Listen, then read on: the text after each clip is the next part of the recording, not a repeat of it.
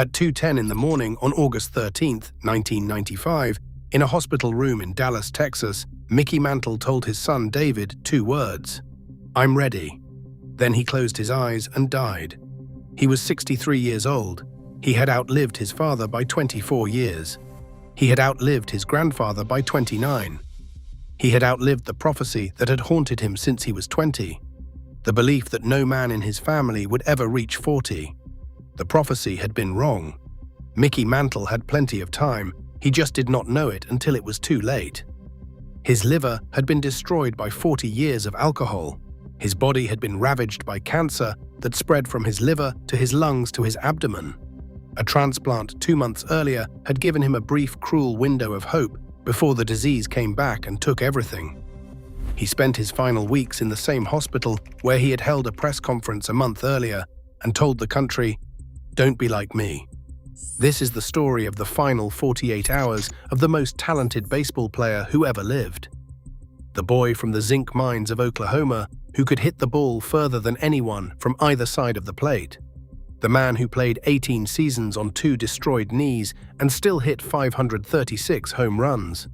The man who won 7 World Series championships and drank himself to death. And the 2 words he said at the end. Mickey Charles Mantle was born on October 20, 1931, in Spavinaw, Oklahoma, a town so small it barely appeared on a map. His father, Elvin, known as Mutt, was a zinc miner who worked underground in the lead and zinc mines of northeastern Oklahoma. His mother, Lovell, raised the children. The family moved to Commerce, Oklahoma, when Mickey was 4. Mutt Mantle loved baseball more than anything except his son. He was a semi-professional pitcher who played on weekends for local teams and dreamed of a career in the majors that never materialized. He could not escape the mines. But his son would. Mutt named his first child after Mickey Cochrane, the Hall of Fame catcher of the Philadelphia Athletics. It was not a casual choice. Mutt worshipped Cochrane the way other men worshipped saints. He wanted his son to carry the name of the greatest catcher he had ever seen, and he wanted that name to be a prophecy of its own, a promise that this boy would play professional baseball. Mutt began teaching Mickey to switch hit almost before the boy could hold a bat. The backyard sessions became legendary in Commerce. Mutt pitched right-handed to Mickey, forcing the boy to bat left-handed. Mickey's grandfather, Charlie, pitched left-handed, forcing the boy to bat right-handed. Day after day, year after year, the boy stood in the Oklahoma dirt between his father and his grandfather and swung until his hands bled. By the time he was 12, Mickey Mantle could hit with devastating power from both sides of the plate. He was a gifted athlete in every sport. He played quarterback on the Commerce High School football team. During a practice in 1946, a teammate kicked him in the shin. The injury seemed minor. It was not. Mickey developed osteomyelitis, a chronic bone infection that attacked the tissue inside his left leg. The disease was so severe that doctors at the local hospital recommended amputation. Mutt Mantle refused. He would not let them take his son's leg. He drove Mickey 200 miles to Oklahoma City, where doctors at a larger hospital tried an experimental treatment with penicillin, still a relatively new drug that had only been widely available since World War II. The penicillin arrested the infection but did not cure it. Osteomyelitis never fully goes away. It lives in the bone like a dormant fire, flaring up under stress, weakening the structure from within. It weakened the bones in Mickey's legs and made him vulnerable to the injuries that would define and diminish his career for the next 2 decades. The disease that almost took his leg at 15 would follow him to his grave. A Yankees scout named Tom Greenwade spotted Mantle playing semi-professional baseball for the Baxter Springs Whiz Kids in 1949. Greenwade watched the 17-year-old hit balls that disappeared into the Oklahoma twilight and signed him to a minor league contract. In 1950, Mantle hit .383 at Joplin in the Western Association. In the off-season, he went back to Commerce and worked in the mines with his father, hauling ore underground, breathing the same dust that was slowly killing Mutt. Spring training in 1951 changed everything. Mantle hit .402 with 9 home runs. He ran from home to first in 3.1 seconds, the fastest time ever recorded for a man his size. Casey Stengel, the Yankees manager, told reporters that Mantle would be better than Ruth or DiMaggio. The comparison was unfair and inevitable, and ultimately both right and wrong. Mantle made the team at 19. He struggled initially, striking out too often, pressing too hard under the weight of expectations that no teenager could carry. Stengel sent him to the minor leagues in July. Mantle called his father, devastated, and said he wanted to quit. Mutt drove from Commerce to Kansas City. He walked into Mickey's hotel room and found his son sitting on the bed with his head in his hands. Instead of comforting him, Mutt started packing the suitcase. "I thought I raised a man," Mutt said. "You ain't a man, you're a coward. Come on back to Oklahoma and work the mines with me." Mickey Mantle never talked about quitting again. He went back to the minors, hit .361 in 40 games, and was called back up to the Yankees for good. Then the 1951 World Series destroyed his right knee. Chasing a fly ball in Game 2 against the Giants, Mantle caught his cleat on a drainage cover in the outfield. His knee buckled. He was carried off on a stretcher. The anterior cruciate ligament was torn. It was never properly repaired. At the hospital, his father Mutt collapsed while visiting him. Mutt was diagnosed with Hodgkin's lymphoma. Mickey's grandfather had died of Hodgkin's at 34. Mutt would die at 39 on May 6, 1952. Mickey looked at his family tree and saw a death sentence. "No man in my family has ever lived past 40. He believed it the way other people believe the sun will rise. It was not a fear. It was a fact. And that belief destroyed him. He drank because the consequences did not matter. He stayed out all night because there was no point saving energy for a future that did not exist. He played through injuries that should have ended his career because sitting out to preserve his health assumed he had a health worth preserving. And yet, on the field, even broken, even hungover, even running on 2 destroyed knees, wrapped in bandages from his thighs to his ankles, before every game, Mickey Mantle was the most devastating force in baseball. The wrapping ritual alone was painful to watch. Before every single game for 17 years, Mantle sat in the clubhouse and wound layer after layer of white tape around both legs, from his thighs to his ankles. The process took nearly 30 minutes. Teammates who arrived early would watch in silence as the greatest player in baseball prepared his body the way a soldier prepares for combat, armoring himself against the pain he knew was coming. When the wrapping was done, Mantle would stand, test the knees gingerly, wince, and walk to the dugout like a man twice his age. Then the game would start, and he would hit a ball 500 feet. He won the Triple Crown in 1956, hitting .353 with 52 home runs and 130 runs batted in. He was the only switch hitter in history to accomplish the feat. His slugging percentage of .705 that season is the highest ever recorded by a switch hitter. He won the Most Valuable Player award unanimously. He won it again in 1957, hitting .365 with 34 home runs. He won a third MVP in 1962. He was selected to 20 All-Star teams, 16 of them consecutively. He played in 12 World Series and holds the all-time record for World Series home runs with 18, a record that still stands 7 decades later. He also holds the records for most World Series runs with 42, most World Series RBI with 40, most World Series walks with 43, and most World Series extra base hits with 26. He hit a ball 565 feet at Griffith Stadium in Washington in 1953, a blast so extraordinary that it sailed completely over the left field bleachers and landed in a backyard across the street. The distance was measured by a Yankees publicity man who paced it off the next day. The blast invented the term tape measure home run, a phrase that is still used today whenever a player hits a ball an exceptional distance. He nearly hit a ball completely out of Yankee Stadium on 5 separate occasions. Each time the ball crashed off the facade of the upper deck in right field, missing the roof by inches. No player in history has ever hit a fair ball out of Yankee Stadium. Mantle came closer than anyone: 7 World Series championships, 536 home runs. A career that baseball historians believe would have produced over 700 home runs and a batting average above 300 if he had been healthy and sober. Bill James, the father of modern baseball analytics, called Mantle the player whose career was most diminished by injuries. Many historians consider him the most talented player who ever lived. Not the most accomplished, but the most talented. The gap between what Mantle was and what Mantle could have been is the widest in the history of the sport.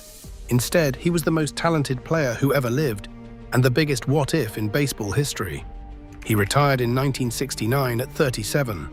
His final season, 1968, had been painful to watch. He hit .237 with 18 home runs.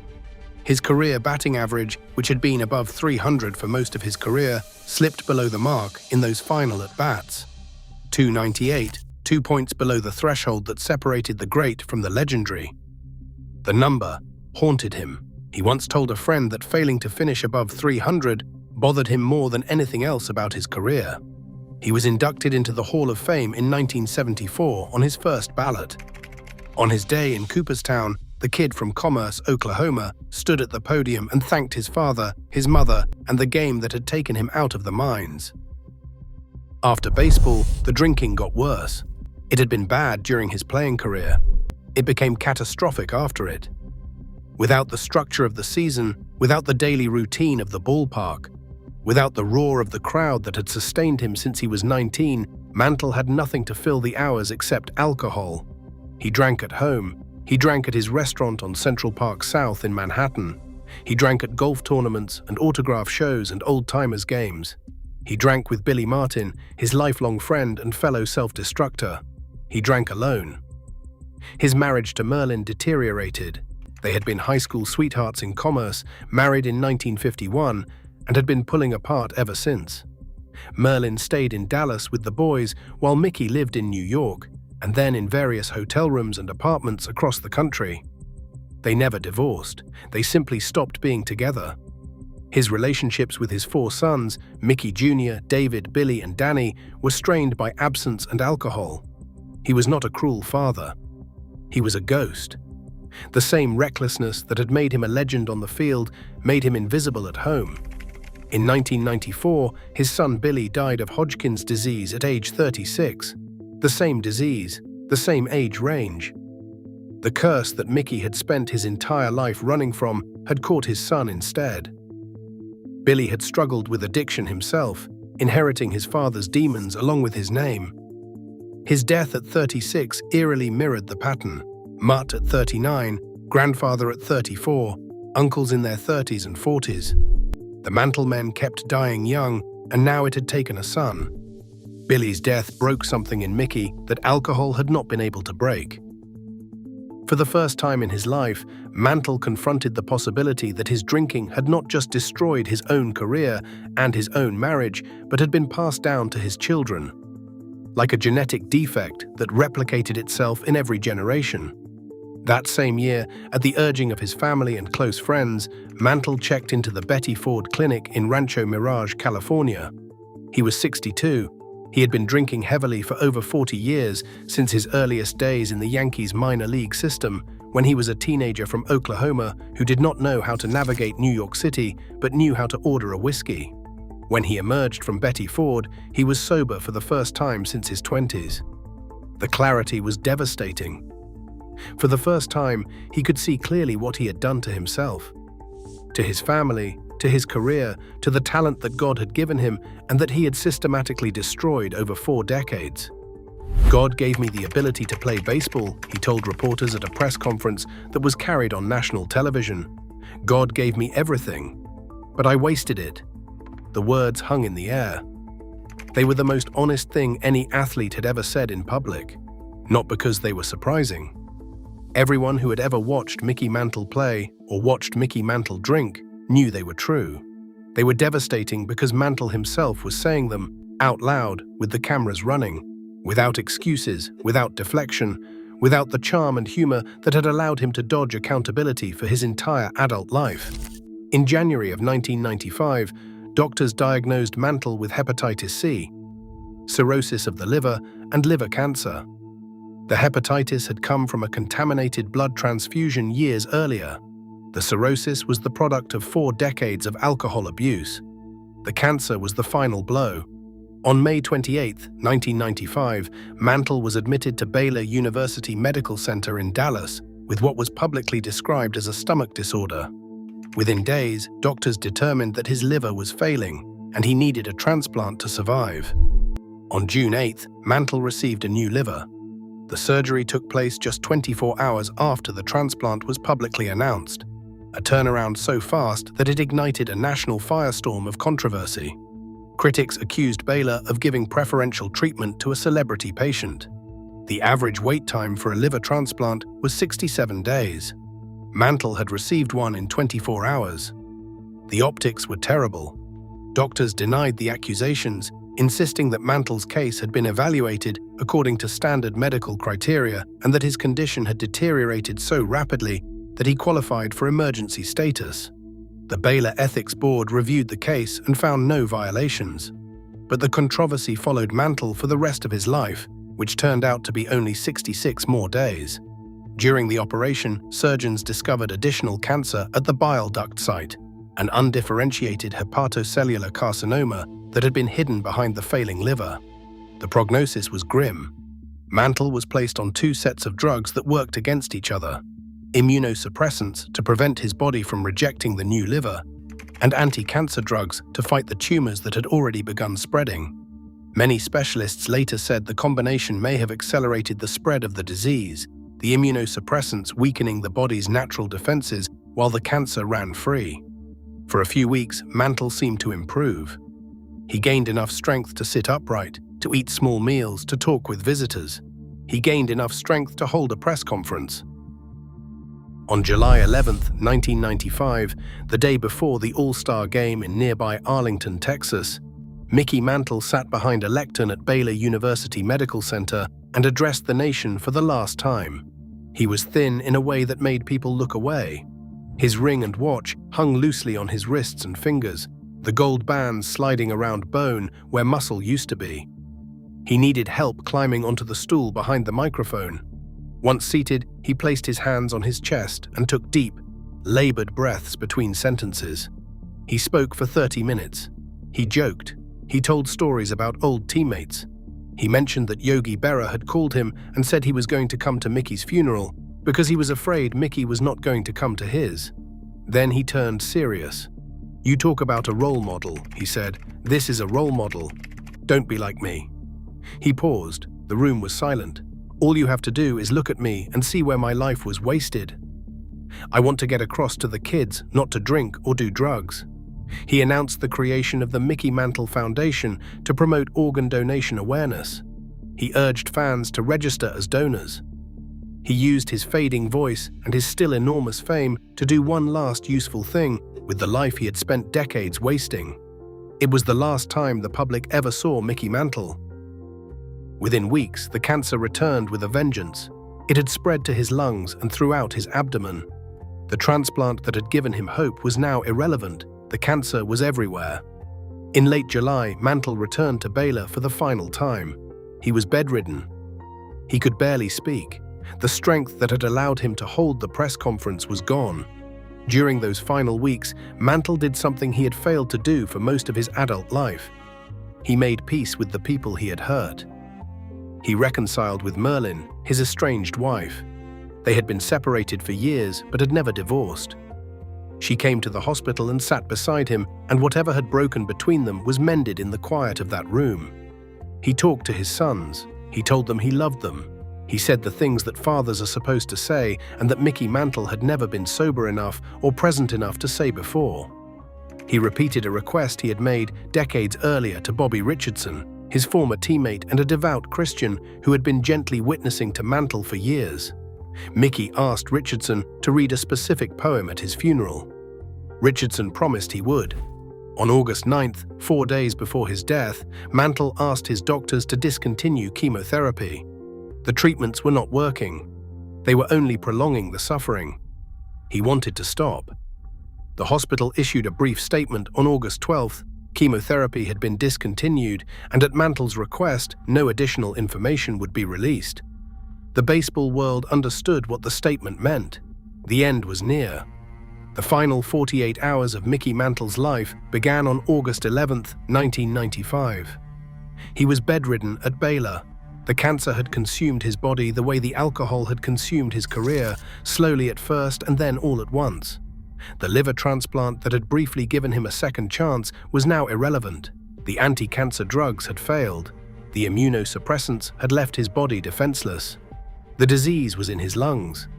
It was in his abdomen. It was everywhere. Merlin was at his side. They had been separated for years, living in different cities, connected by a marriage that existed on paper, but not in practice. But when Mickey was dying, Merlin came. She came because she had loved him since they were teenagers in Commerce, Oklahoma. She came because he was the father of her children. She came because whatever he had done to her, whatever promises he had broken, whatever nights he had spent somewhere else with someone else, he was still the boy she had married in 1951. During his weeks at Baylor, they had reconciled. The decades of distance collapsed in that hospital room, and whatever needed to be said between them was said. His sons Mickey Jr., David and Danny were there. His son Billy was already gone, taken by Hodgkin's disease the year before, buried at Sparkman Hillcrest Memorial Park in Dallas, the same cemetery where Mickey would soon join him. 3 generations of Mantle men had been taken by disease. Now the 4th was following. The room was quiet. Outside, the country held its breath. Reporters filed updates from the hospital lobby. Fans called the switchboard. Old teammates phoned to say goodbye. At Yankee Stadium, the grounds crew tended the grass in center field, where Mantle's monument stood alongside Ruth and Gehrig and DiMaggio. The daily rhythms of August baseball continued, but underneath it all was the knowledge that the Commerce Comet, the most compelling hero of his generation, was dying. On August 12th, a Saturday, the hospital issued what would be its final statement. Chemotherapy had been discontinued at Mantle's request. No additional information would be released.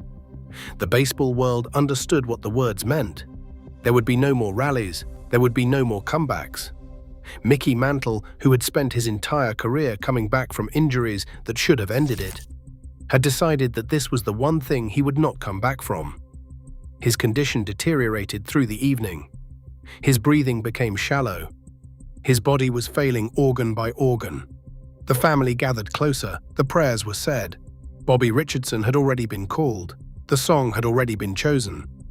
Everything was in place. In the early hours of August 13th, in the darkness before dawn, Mickey Mantle turned to his son David, the boy who carried his father's name and his father's burden, the son who had watched his father drink and had tried to understand, the son who was there now, at the end, holding the hand that had once gripped a bat and hit a ball 565 feet. "I'm ready," Mantle said. At 2:10 in the morning, Mickey Charles Mantle died in his sleep. He was 63 years old. The man who had been certain he would die at 40 had outlived his father by 24 years. He had outlived his grandfather by 29. The prophecy that had driven his self-destruction, that had made him drink and neglect his body and live every day as though it were his last, had been catastrophically, tragically wrong. He had plenty of time. He had more than enough time to take care of himself, to be a father to his sons, to be a husband to his wife, to preserve the body that God had given him, and play baseball until he was 45. He simply had not known it, and by the time he found out, the damage was done. That afternoon, at Yankee Stadium, the Yankees played the Cleveland Indians. Before the game, organist Eddie Layton played Somewhere Over the Rainbow on the Hammond organ. Mantle had once told Layton during a casual conversation years earlier that it was his favorite song. Nobody else knew. Layton remembered. The melody drifted across the empty seats and the green grass and the monuments in center field, where Mantle's plaque hung alongside Ruth and Gehrig and DiMaggio, the 4 pillars of the greatest franchise in sports. Players from both teams stood along the baselines with their heads bowed. Fans who were already in their seats wiped their eyes. Some held up signs with the number 7. Some held up signs that simply said, "Thank you, Mick." The Yankees wore black mourning bands topped with a small number 7 on their left sleeves for the rest of the 1995 season. Every time a Yankee stepped to the plate for the remaining weeks of the year, the number 7 was there, stitched onto his arm, a reminder of the man who had worn it for 18 years and who would never wear it again. 2 days later, on August 15th, the funeral was held at Lovers Lane United Methodist Church in Dallas. 2,000 mourners filled the sanctuary, a mix of former teammates, celebrities, politicians, and ordinary fans who had driven from across the country to say goodbye. Fans had lined up overnight, some sleeping in their cars in the parking lot to secure a place. One fan removed his Yankees cap as he slid into the pew and placed it over his heart. George Steinbrenner was there, Reggie Jackson was there. Billy Crystal, who had idolized Mantle since childhood and had built an entire comedy career around his love for the Yankees, sat in the front rows with tears on his face. The governors of New York, Georgia, and Texas attended. Bob Costas delivered the eulogy. He had been chosen because he understood something about Mantle that most sports writers had missed. Mantle was not just a baseball player. He was a mirror. Fans saw themselves in him, saw their own flaws and failures reflected in his, and loved him not despite his imperfections, but because of them. Costas called Mantle a fragile hero to whom we had an emotional attachment so strong and lasting that it defied logic. He said that in the last year of his life, Mickey Mantle, always so hard on himself, had finally come to accept and appreciate the distinction between a role model and a hero. The first he could never be. The second he had always been. The distinction was important. A role model is someone you imitate. A hero is someone who moves you. Nobody should have imitated Mickey Mantle's lifestyle, but nobody who ever watched him play, who ever saw him hit a ball from both sides of the plate with a violence that defied the laws of physics, who ever saw him run the bases on 2 ruined knees with a grimace on his face and fire in his eyes, could deny that he was a hero. Bobby Richardson, the former teammate and devout Christian whom Mantle had asked decades earlier to speak at his funeral, gave the sermon. Richardson had been quietly witnessing to Mantle for 30 years, and in those final weeks at Baylor, Mantle had finally listened. He told the congregation that Mantle had found peace in his final days. "Mickey is in God's Hall of Fame now," Richardson said. He read the poem Mantle had requested, a piece about fame and eternity that ended with the line, "I would rather be an unknown here and have my name up there." Then country singer Roy Clark stepped to the front of the church and sang, "Yesterday when I was young." Mantle had personally requested the song for his funeral years earlier. He had loved it for as long as anyone could remember. The lyrics told the story of a man who lived recklessly in his youth and realized, too late, what he had thrown away. Every line could have been written about Mickey Mantle's life. Every verse was a confession he had never been able to make with his own words. Merlin had held herself together through the eulogies, the prayers, the tributes, and the silences. She had survived 44 years of marriage to a man who was almost never there. She had raised 4 boys largely on her own. She had endured the drinking and the absences and the women and the headlines. She had come to the hospital and reconciled with him, because that is what love does when everything else has failed. When Roy Clark began to sing, she broke. Sobbing softly, she was supported by her 3 surviving sons, Mickey Jr., David, and Danny, who held their mother as the music filled the church and the words described the life their father had lived and the price he had paid for living it. The pallbearers carried the casket out of the church and into the Dallas heat. They were Yogi Berra, Johnny Blanchard, Moose Skowron, Whitey Ford, and Bobby Mercer. 5 old Yankees carrying their fallen teammate one last time. Mantle was interred at Sparkman Hillcrest Memorial Park Cemetery in Dallas, placed in a crypt alongside his son Billy. Father and son, both taken by diseases that the family had been fighting for 3 generations. Billy by Hodgkin's, Mickey by cancer and alcohol, and the belief that tomorrow was never coming. Tomorrow had been coming all along. Mickey Mantle just never believed it. 536 home runs, 7 World Series championships, 3 MVP awards, 18 World Series home runs, still the all-time record. The Triple Crown, 20 All-Star selections, the fastest man in baseball on 2 knees that should have ended his career at 20, and the 2 most important sentences he ever spoke, neither of which had anything to do with baseball. "Don't be like me. I'm ready." The first was a warning, the second was a farewell. Together, they told the story of a man who spent 63 years learning the lesson that most people learn in half that time, that the life you are given is not a dress rehearsal, and that wasting it is the one mistake you cannot take back. Mickey Mantle was the most talented baseball player who ever lived.